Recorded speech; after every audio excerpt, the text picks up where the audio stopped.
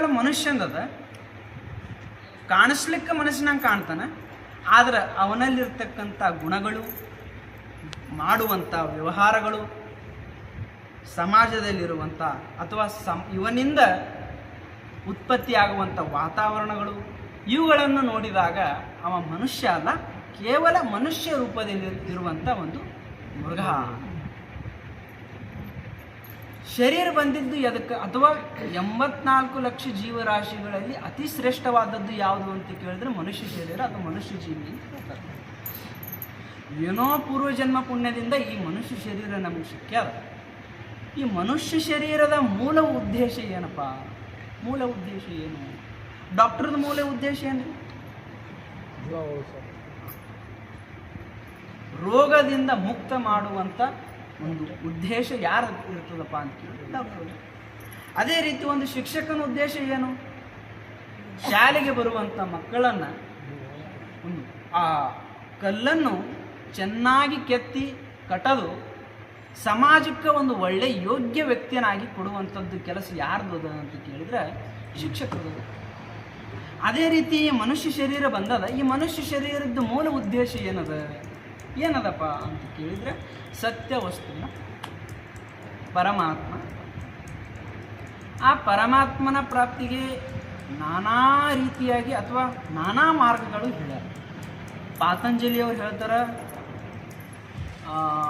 ಅಷ್ಟಾಂಗ ಯೋಗದಿಂದ ಪರಮಾತ್ಮನ ಪ್ರಾಪ್ತಿ ಆಗ್ತದಂತ ಅವ್ರು ಹೇಳ್ತಾರೆ. ವೇದಾಂತಿಗಳು ಏನು ಹೇಳ್ತಾರೆ?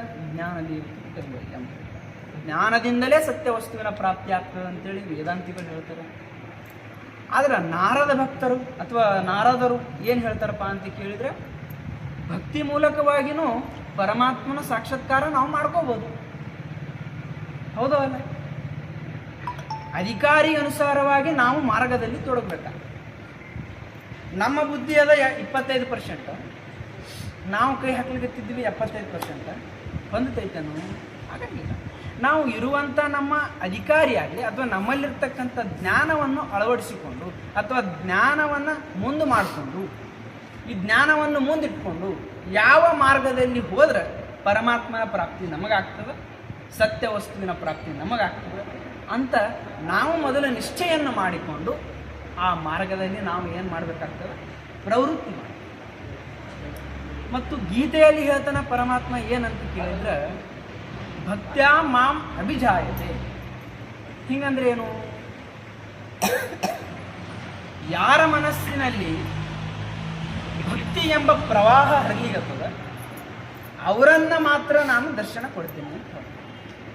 ಅಭಿಜಾಯತೆ ಅಥವಾ ನನ್ನ ನಿಜ ಸ್ವರೂಪವಾದ ಸಾಕ್ಷಾತ್ಕಾರ ಯಾರಿಗೆ ಆಗ್ತದೆ ಅಂತ ಕೇಳಿದರೆ ಭಕ್ತಿಯುಕ್ತನಾದ ಪುರುಷನಿಗೆ ಅಥವಾ ಭಕ್ತಿಯುಕ್ತವಾದ ಜೀವಿಗಳಿಗೆ ನನ್ನ ನಿಜ ಸಾಕ್ಷಾತ್ಕಾರ ಆಗ್ತದೆ.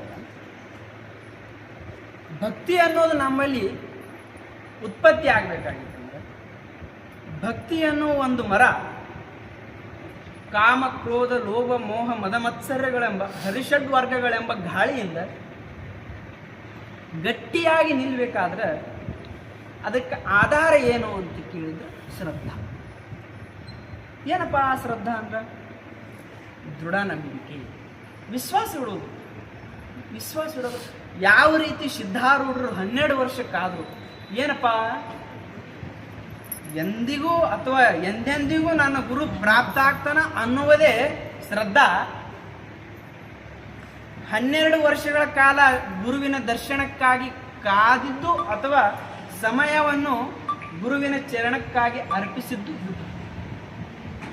ಸಿಗುತ್ತಾನ ಅನ್ನುವುದು ಇದು ಶ್ರದ್ಧಾದ. ಎಷ್ಟೇ ದಿನಗಳು ಹೋಗಲಿ ಅವನ ದರ್ಶನ ನನಗೆ ಆಗ್ತದ, ಅವನ ಚರಣದಲ್ಲಿ ನನಗೆ ನಂಬಿಕೆ ಅದ. ಈ ಭವಬಂಧನದಿಂದ ನನ್ನನ್ನು ಮುಕ್ತ ಮಾಡುವವನು ಯಾವ ಅದನ? ಗುರು. ಆ ಗುರು ನನಗೆ ದರ್ಶನ ಕೊಟ್ಟೇ ಕೊಡ್ತಾನೆ ಅಥವಾ ಅವನ ದರ್ಶನಕ್ಕಾಗಿ ಸಮಯವನ್ನು ಎತ್ತಿಡುವುದೇ ಇದು ಭಕ್ತಿ. ನಂಬದಪ್ಪ. ಭಕ್ತಿ ಅಂದರೆ ಏನು? ಯಾವ ರೀತಿ ಇಡಬೇಕಪ್ಪ ಭಕ್ತಿ? ಭಕ್ತಿಗಳಲ್ಲಿಯೂ ನಾನಾ ಪ್ರಕಾರ ಅದ. ಕೆಲಸ ಆಗುವ ತನಕ ಭಕ್ತಿ ಮಾಡೋರು ಅದಾರ. ಕೆಲಸ ಆಗುವ ತನಕ ಭಕ್ತಿ ಮಾಡೋರು ಅದಾರ. ಮತ್ತು ಕೆಲಸ ಆದ ನಂತರ ಒಮ್ಮೆ ನಮ್ಮಲೇ ಬಿಟ್ಟೆ ಅಂದ್ರೆ ಅವ್ರಿಗೆ ಮನಸ್ಸಿನಲ್ಲಿ ಗೊಂದಲ ಉಂಟಾಗ್ತದೆ ಅಂತೇಳಿ ಕೆಲಸ ಅದನ್ನು ಸ್ವಲ್ಪ ಹೊತ್ತು ಭಕ್ತಿ ಮಾಡೋರು ಅದರ. ಆದ್ರೆ ನನ್ನ ಜೀವನ ಪರ್ಯಂತರ ಗುರುಚರಣ ಹೊರತು ಮತ್ತಾವುದು ಅಲ್ಲ ಅಂತೇಳಿ ಭಕ್ತಿ ಮಾಡೋರು ಅದರ. ಹಂಗೆ ಯಾರು ಮಾಡಿದ್ರು? ಯಾವ ರೀತಿ ಕಬೀರದಾಸರು ಸಿದ್ಧಾರೂಢರ ಮೇಲೆ ಇಟ್ಟಿರಲ್ಲ, ಅದು ನಿಜವಾದ ಮೊದಲನೇ